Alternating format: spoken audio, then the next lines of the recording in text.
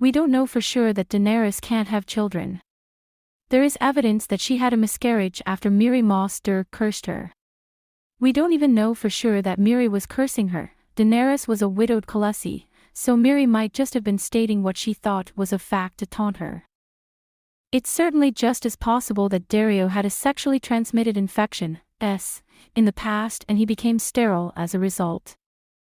Hello everyone, if you are new here, please don't forget to subscribe and click the notifications bell, so you don't miss any new updates on your favorite TV series. Daenerys is still very young and it's hard for teenagers to grasp their own mortality. She could always designate someone as her heir if she doesn't believe that Jon or Aegon is her nephew.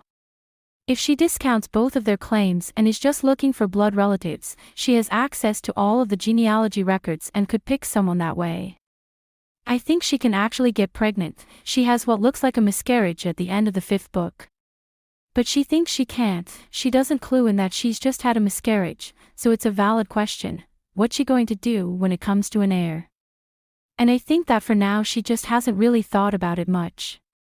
Her plan seems to be to get Westeros back first and then make a plan for the future, but who knows how well that will work out.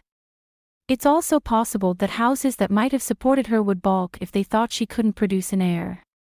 She might try to designate an extended cousin or someone in a friendly house, but then rival houses could fight over whoever is named to succeed her.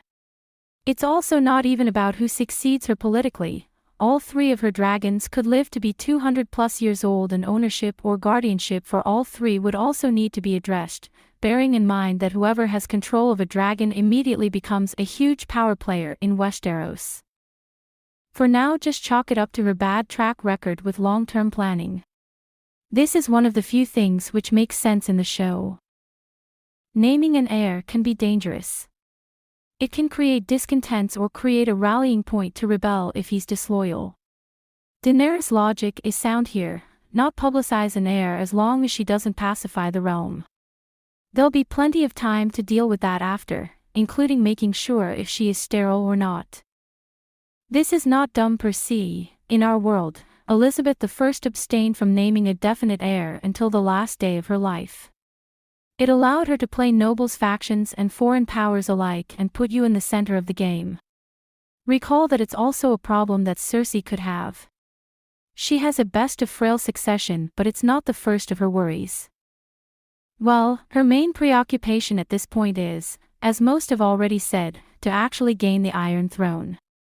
At least in the thoughts we read in her POVs, she hasn't been really preoccupied with plans after being crowned. Although she had gotten accustomed to the tedium and difficult compromises of ruling, her mindset is primarily that of a conqueror, very similar to her famous eponymous patriarch. Since she often contemplates her alleged infertility, I suppose there is a thought in the back of her mind that she will need to appoint someone, but she still is a very young woman and not really familiar with the political situation of Westeros. Perhaps she is waiting to first assess what choices she has and/or hopes that Miri will be proven wrong. Most likely she was not that well schooled in her house's extended genealogy, so apart from the Baratheons, who I don't think she would seriously contemplate as potential heirs, at least not for the time being, she doesn't know her distant relatives.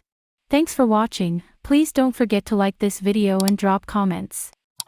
And most importantly, don't forget to subscribe and hit the notification bell so you don't miss anything.